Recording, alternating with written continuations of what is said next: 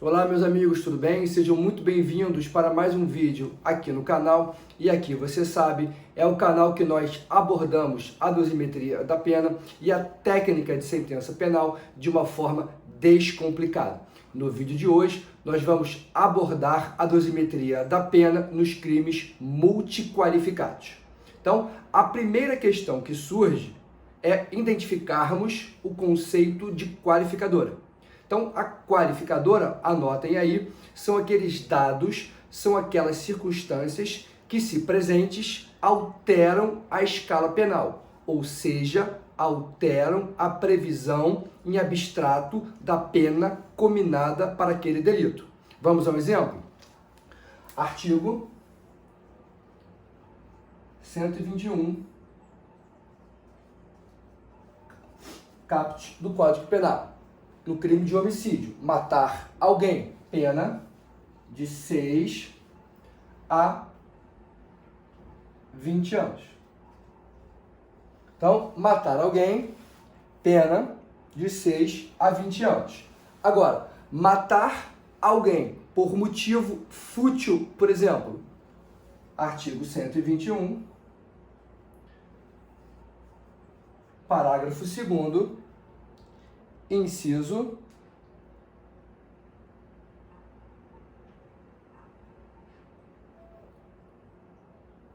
2 do Código Penal, pena 12 a 30 anos. Então vejam, este dado, esta circunstância, motivação fútil, configura qualificadora. Resultado prático: haverá a alteração da escala penal. Então, a pena que antes era de 6 a 20, agora passou a ser de 12 a 30. E aí, em cima dessa nova escala penal, é que vocês deverão realizar a dosimetria da pena, iniciando a primeira fase. Então, em havendo apenas uma qualificadora, o resultado da incidência dessa qualificadora é a alteração da escala penal. E aí, sobre esta nova pena, a partir de 12 anos a 30, é que nós vamos iniciar a dosimetria da pena, fazendo incidir as suas 3 fases. Tudo bem? Importante, em havendo apenas uma qualificadora, cuidado, uma vez utilizada esta qualificadora, este fato qualificador para alterar a escala penal, vocês não poderão utilizar este mesmo fato em nenhuma outra fase da dosimetria sob pena de bis in idem, ok? Situação diversa ocorre em havendo 2 ou mais qualificadoras, os chamados crimes multiqualificados. Vamos ao exemplo? Artigo 121, parágrafo 2º, inciso 2, motivo fútil e mediante recurso que dificultou a defesa da vítima. Então, nós temos nesse momento a incidência de 2 qualificadoras: motivação fútil e recurso que dificultou a defesa da vítima. Como nós devemos operar a dosimetria da pena nestas hipóteses? Então, nós já vimos a incidência de apenas uma qualificadora que tem como resultado prático a alteração da escala penal. Em havendo 2, como devemos proceder? Nós vamos utilizar uma das qualificadoras,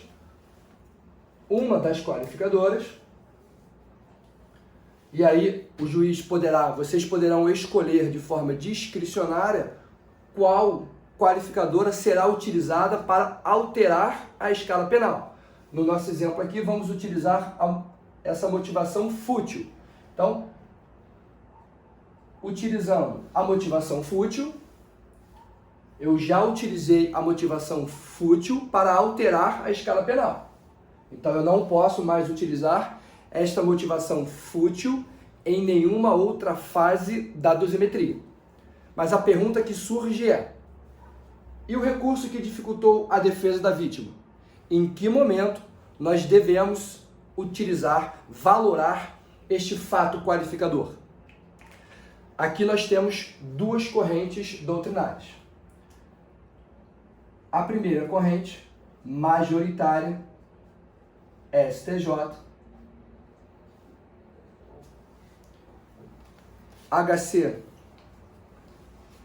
vou botar logo aqui o número do julgado, HC 537 325 de São Paulo. Ok? Jurisprudência do Supremo também está firmada nesse sentido. Então, primeira corrente. Utilizei um fato qualificador para alterar a escala penal e o fato qualificador remanescente, não utilizado, deverá ser utilizado como agravante, se previsto.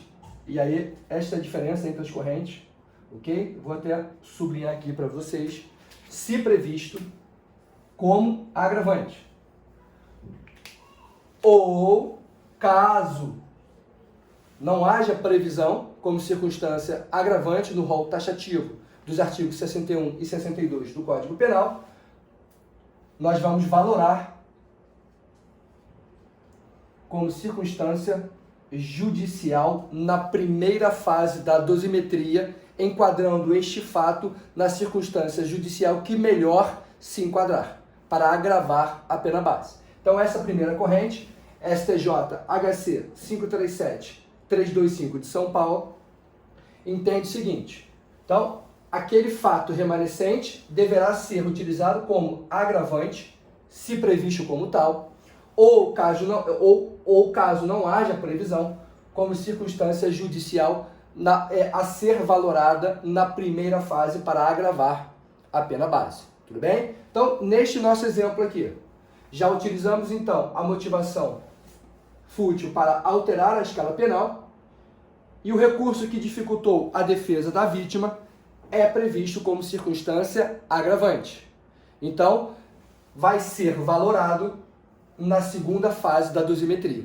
E aí, então, faremos incidir lá um aumento de pena para agravar a pena intermediária na segunda fase. Tudo bem? Esta é a primeira corrente. Então, agravante, se previsto, ou, caso não haja previsão, como circunstância judicial desfavorável. Agora, a segunda corrente, vou colocar aqui embaixo, entende o seguinte: a qualificadora remanescente deverá ser sempre valorada como circunstância judicial para agravar a pena base. Tudo bem? Então, são essas duas correntes, predominando a primeira corrente, em razão do princípio da especialidade, em razão do princípio da hierarquia entre as fases existentes no processo dosimétrico. E aí, então, nós devemos valorar na segunda fase, que é mais gravosa, há um rol taxativo, e somente não havendo a previsão expressa como circunstância agravante, nós vamos valorar na primeira fase como circunstância judicial desfavorável. Que aí, as circunstâncias judiciais, a primeira fase é uma fase subsidiária. Ou seja, só vou levar em consideração na primeira fase aquilo que eu não levar em nenhuma outra das fases existentes. Então, esse é o primeiro exemplo. Artigo 121, parágrafo 2º, incisos 2 e 4 do Código Penal, motivo fútil e recurso que dificultou a defesa da vítima, né? A qualificadora remanescente, ela se enquadra como circunstância agravante do artigo 61 e ela deverá ser valorada, então, à luz da corrente majoritária adotada pelo STJ como circunstância agravante. Vamos, então, a um outro exemplo. Vamos imaginar agora um crime de furto qualificado. Então, imagine você um furto praticado em concurso de pessoas e mediante arrombamento. Inciso 1 e 4 do Código Penal. Então eu tenho aqui também, da mesma forma que no crime de homicídio, duas situações que qualificam o crime de furto. Parágrafo 4º. Ok? Então, você deverá utilizar uma das qualificadoras para alterar a escala penal. Então, vocês sabem lá que o artigo 155, no seu caput, tem pena de 1 a 4.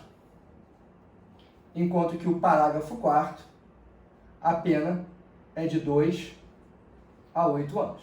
Tudo bem? Então, vocês deverão escolher uma das circunstâncias qualificadoras para alterar a escala penal.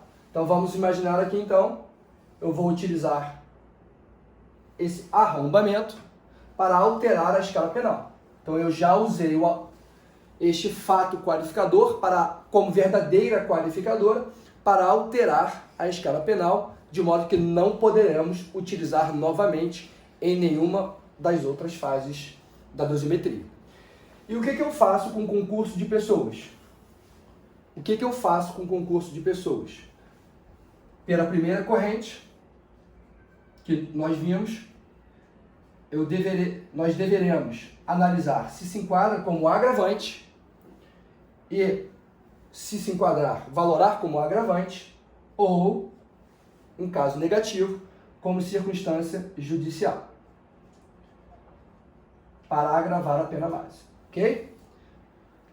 Então, à luz dessa primeira corrente, eu vou analisar o concurso de pessoas se enquadra como circunstância agravante lá dos artigos 61 e 62 do Código Penal. Resposta negativa. Então, o concurso de pessoas não se enquadra em nenhuma das hipóteses dos artigos 61 e 62. Resultado prático.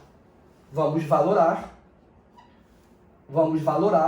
o concurso de pessoas na primeira fase da dosimetria, na circunstância judicial que melhor se enquadrar, no caso, as circunstâncias do crime.